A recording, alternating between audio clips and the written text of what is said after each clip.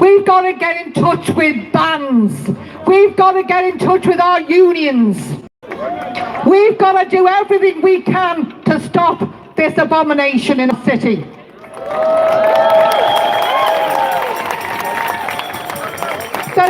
There is legal action going on at the moment against the City Council and the Mayor, including the ACC, if they were to start tossing a hot potato round, because you can't get a straight answer out of them over anything. So that's what we're going with, pursuing the legal challenge. We're making a little legal challenge against them. And we're doing all the things that we in our movement can do best. By the power of ordinary people, we'll stop this arms fair. So let me just say one thing. The arms fair is scheduled, if it doesn't get stopped, it'll be going ahead, so they think, in October. So alongside putting pressure on the council to have it stopped, we have to plan what's going to happen on the day they try. The day they try to go ahead with this fair. So, I just want you to spend some time and listen to a really absolutely wonderfully talented man who actually is a playwright and a performer as well as a political activist. A man who uses his talent, he uses his talent like a lot of really good artists. They use their talent to promote their socially important, I'm losing it, kids. They actually use their talent, they combine their talent with their political persuasion and their intelligence and their commitment for social change. And this is what the next Teo Aluko is. He actually performs all around the world an immensely fantastic and important play about Paul Robeson. And I don't know if you get the chance to see it, I would say go and see it. You will absolutely be impressed, because we try to conduct ourselves in the same way that Paul Robeson did, in a principled way. And I want you to listen to give a good warm welcome to Teo Aluko.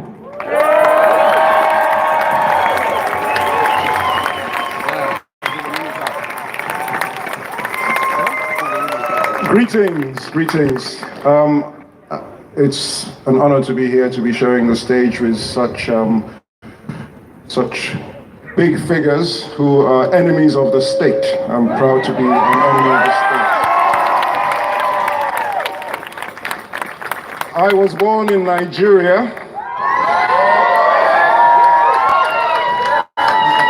A country which was formed by British imperialism after the slave trade, and today we continue to suffer over there at the wrong end of arms sold from this part of the world. And we have some compatriots here who have the banner saying Boko Haram are terrorists and not bandits. Buhari must go. Nigeria is bleeding. I'm going to sing a song, a spiritual, which I will change a bit of the way. I'm dressed as an undertaker, by the way, as the merchants of death want to come to a city, and we say no, not Liverpool. Never.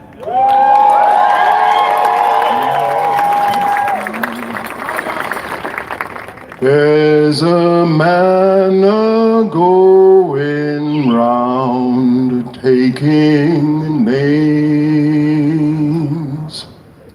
There's a man going round, taking names. He has taken my father's name and has left my heart in pain. There's a man are going round, taking names. Oh, death is the man taking names. Oh, death is the man taking names. He has taken my sister's name and has left my heart in pain. Oh, death is the man taking names. Yes, death is the man taking names. Yes, death is the man taking names. He has taken my city's name and has left our hearts in pain. Yes, death is the man taking names.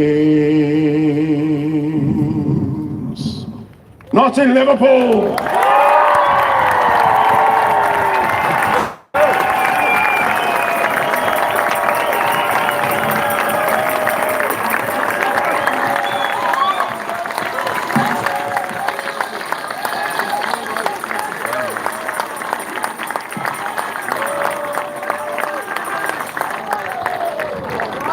Very, very special song, a very, very special man, and a very, very good friend of mine for a long time.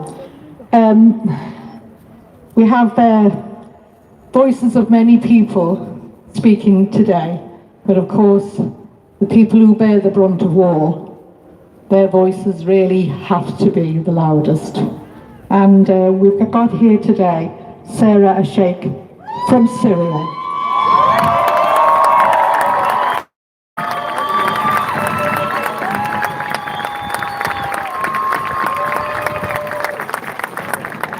Hello everyone. I'm going to be giving this poem that's in the perspective of a Palestinian child. I am a child of Palestine, except I'm no longer here. I was 10-year-old Rahaf and 2-year-old Yazan. I was 6-year-old Marwan and I was 5-year-old Barat. But I was my mum's first love and I was the apple of my father's eye. I was the baker's favorite visitor and I was my teacher's pride and joy. I was 11-year-old Ibrahim and 13-year-old Yahya. I was 6-year-old Amira and 12-year-old Hamza. I was my little brother's superhero. I was the laughter of the streets. I was the song of the skies and I was Jerusalem's brightest flower. I was 5-year-old Zayd and 11-year-old Ammar. I was 4-year-old Adam and 3-year-old Muhammad. I was the birds that sang in the trees and I was the reason my grandma smiled and I was the warmth of the winter and I breeze on a summer's day. I was 8-year-old Maryam and 2-year-old Hur. I was 1-year-old Ibrahim and 6-year-old Ambar. I was 9-year-old Bilal and 11-year-old Yusuf. I was 6-year-old Yaman and 14-year-old Lina. I was 13-year-old Hamada and I was 16-year-old Bethna. I was 14-year-old Ahmed and 8-year-old Islam. I was 1-year-old Muhammad and 13-year-old Abdullah. I was 6-year-old Osama and 13-year-old Suhaib. I was my country's tiny protector and a soldier on my land, but my strength scared the settler, so my life was cut short and put to an end. The names mentioned in this poem were real lives, real children, and an example of the real victims of the weapons that are sold in these arm fairs. Let's not allow our city to profit off of murder. Thank you.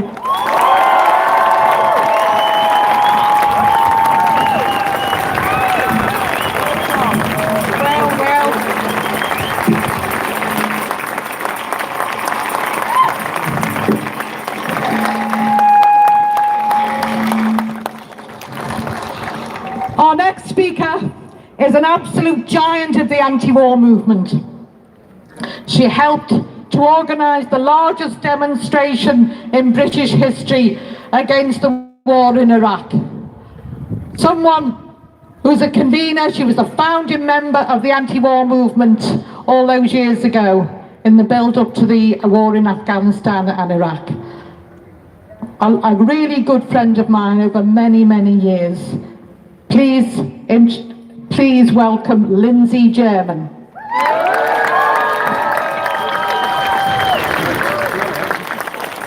Thank you very, very much, Audrey, and thank you, Liverpool, for turning out in such great numbers today to oppose this arms fair. I have very, very happy memories of being in Liverpool and demonstrating over many years. There's just one I'd like to remind people of. Many of you will have been on it. When Condoleezza Rice, who was the Secretary of State for George Bush, visited Liverpool and Blackburn on behalf of Jack Straw, who was then the Foreign Secretary. And we decided, the people of Liverpool decided, the Stop the War Coalition, that we would stop her from having the kind of visit that she wanted. And the woman who's just introduced me, Audrey White, was, I think, the first person, when we saw her car arriving in Liverpool, was the first person to stand up and say, Condoleezza Rice, go home. And the next day, thousands of people turned out again, and then we went to Blackburn and we followed her every inch of the way that she was here in Britain. And we made the promise then that we will continue to oppose these wars on terror, and that is what we have been doing. And one of the things that is so disgusting about the holding of an arms fair in Liverpool is not just that it goes against the democratic wishes of the majority of people here, not just it goes against the kind of politics of the majority of people here, but it is a signal that we are going to have more and more of these wars, and they are going to result in more and more death and destruction. So we are standing up today, just as the people in London are standing up tomorrow against the arms fair there. We are standing up to say we are not prepared to put up with these merchants of death selling their weapons, taking them to countries where they use both for wars and for the repression of the people of those countries. We are not prepared to do it. And this is particularly potent for two reasons. One is today is the anniversary of 9/11, where 3,000 people died in New York and Washington. We said on that day, the wars will not help the people who died. They will not help to end terrorism. They will make things worse. Come 20 years on and we've gone full circle. The Americans and the British have had to pull out of Afghanistan, and so they should have done. They should never have been there in the first place. But let's remember, 300,000 bombs have been dropped by the Americans alone in Afghanistan alone over the last 20 years. What an absolute disgrace, what a waste of human life, what a waste of money. And so we are saying the arms companies benefit from these wars. They're the people who get the money. When I look at the fact that they're cutting our pensions, when I look at the fact they're making us pay more national insurance, when I look at the fact that they're cutting universal credit for the poorest people in this country, I say, where is that money going? Well, a hell of a lot of it is going into the pockets of the arms manufacturers in this country and around the world. And this is about making us poorer and making the people of Afghanistan, Syria, Iraq, Libya, Yemen, all these places poorer as well. We have to stop it now. We have to say this is about profiting from the wars. It's about profiting from repression. It's about profiting from the fate of refugees, because the refugees are the people who are victims of war. And while the British government says it's going to let some in from Afghanistan, it won't provide the money to give them a decent life. It won't provide the money to do anything for them. It'll do what Priti Patel is doing and sending the refugees back to France. This government is a racist disgrace, and we should say so.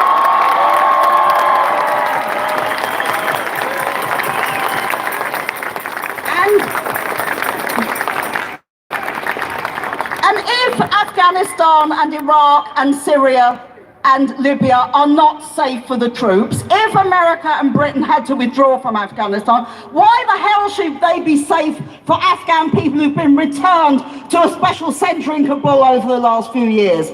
This is the kind of policy that we have to oppose. So thank you so much for coming today. Please stay involved. I would like to see this arms fair cancelled.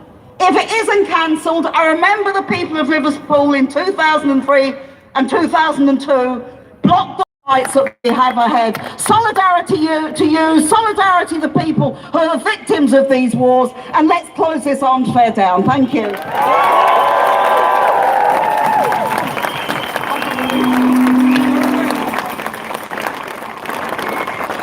Thank you. Thank you so much for that. Now, normally we will have the main speaker at the, and unfortunately, well, maybe not, Jeremy has to leave to attend the Wigan Diggers Festival. And the reason why he's leaving to attend, many will know that Ian is witch hunted like so many of the socialists in our party. Like me, like many of us in Liverpool, like Chris Williams, who's here today. And I'll give a warm welcome to Chris for supporting our demonstration and our cause today. Thank you. Like Ken Loach, the amazing Ken Loach. Who, to the shame of Starmer and his henchmen, are actually witch hunting a man of his stature out of the Labour Party. It's contemptible. Someone else. Starmer out! Starmer out! Starmer out! Starmer out! Starmer out! Starmer out! Okay, Starmer out. Get the message. I hope he gets the message too. So, all I have to say to introduce Jeremy, he needs no introduction. But we must remind ourselves that he is the soul of the anti-war movement. He's the soul of the Labour movement. He's a man who lifted our hopes and our dreams. And those hopes and dreams are still here. And those hopes and dreams are still alive. So let's welcome the real leader of the opposition, Jeremy Corbyn.